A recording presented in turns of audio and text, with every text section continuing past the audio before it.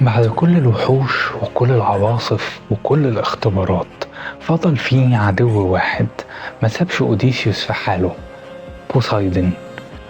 في كل مرة كان أوديسيوس يفتكر إنه قرب يوصل كان البحر يلطش فيه من جديد.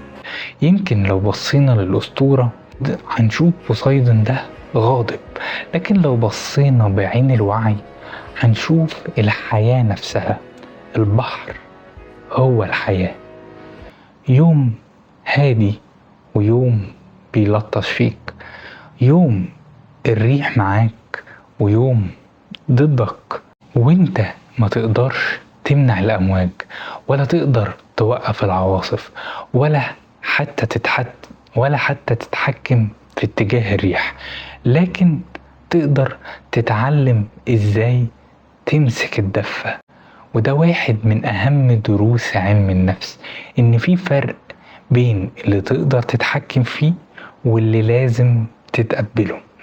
كتير من معاناتنا مش جاية من المشكلة نفسها، لكن من مقاومتنا لحقيقة إن بعض الأمور وبعض الأشياء خارج سيطرتنا، بره سيطرتنا، ملناش سيطرة عليها.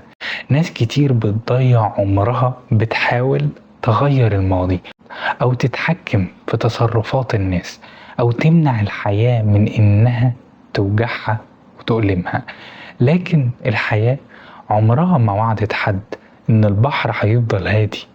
اللي وعدت بيه إن مع كل موجة هتبقى أقوى.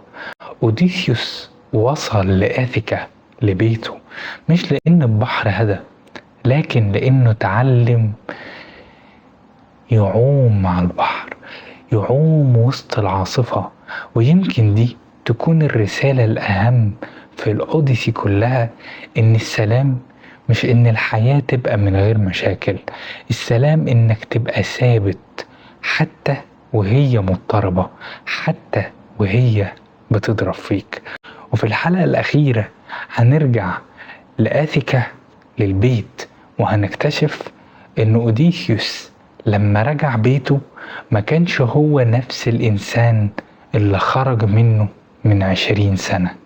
تابع معانا رحلتنا، رحلة وعي.